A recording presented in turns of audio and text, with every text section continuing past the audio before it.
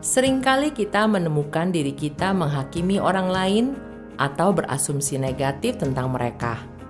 Bahkan terkadang kita melakukannya tanpa sadar.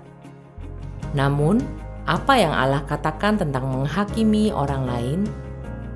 Di Perjanjian Lama dan Baru, kita menemukan banyak firman Tuhan tentang pentingnya mengampuni, mengasihi sesama seperti diri sendiri, dan kerendahan hati yang bertentangan dengan sikap menghakimi. Tuhan Yesus mengajarkan untuk memperlakukan orang lain dengan baik dan penuh belas kasihan, sama seperti kita ingin diperlakukan.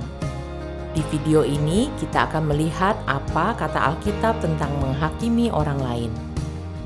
Lukas 6 ayat 31. Sebagaimana kamu kehendaki supaya orang perbuat kepadamu, perbuatlah juga demikian kepada mereka. Lukas 6 ayat 37. Janganlah menghakimi dan kamu pun tidak akan dihakimi. Janganlah menghukum dan kamu pun tidak akan dihukum. Ampunilah dan kamu akan diampuni. Lukas 6 ayat 41 sampai dengan 42. Mengapa engkau melihat serpihan kayu di dalam mata saudaramu, sedangkan balok di dalam matamu sendiri tidak engkau ketahui? Bagaimanakah engkau dapat berkata kepada saudaramu, "Saudara, biarlah aku mengeluarkan serpihan kayu yang ada di dalam matamu," padahal balok yang di dalam matamu tidak engkau lihat?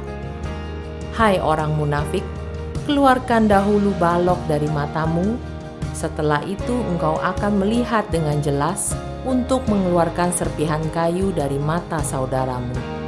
Roma 2 ayat 1-3. Karena itu, hai manusia, siapapun engkau yang menghakimi orang lain, engkau sendiri tidak mempunyai dasar untuk membela diri. Sebab dengan menghakimi orang lain, engkau menghakimi dirimu sendiri, karena engkau yang menghakimi orang lain melakukan hal-hal yang sama. Namun kita tahu bahwa hukuman Allah berlangsung secara adil atas mereka yang berbuat demikian. Hai manusia, engkau yang menghakimi mereka yang berbuat demikian, sedangkan engkau sendiri melakukannya juga, apakah engkau sangka bahwa engkau akan luput dari hukuman Allah? Matius 7 ayat 1-5. Janganlah menghakimi supaya kamu tidak dihakimi. Karena dengan penghakiman yang kamu pakai untuk menghakimi, kamu akan dihakimi dan ukuran yang kamu pakai untuk mengukur akan diukurkan kepadamu. Mengapa engkau melihat serpihan kayu di mata saudaramu, sedangkan balok di dalam matamu tidak engkau ketahui? Bagaimanakah engkau dapat berkata kepada saudaramu, "Biarlah aku mengeluarkan serpihan kayu itu dari matamu," padahal ada balok di dalam matamu? Hai orang munafik, keluarkanlah dahulu balok dari matamu. Setelah itu engkau akan melihat dengan jelas untuk mengeluarkan serpihan kayu itu dari mata saudaramu. Yohanes 8 ayat 10-11. Lalu ia membungkuk lagi dan menulis di tanah.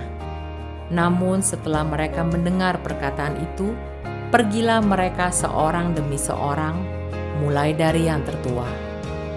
Akhirnya tinggallah Yesus seorang diri dengan perempuan itu yang tetap di tempatnya.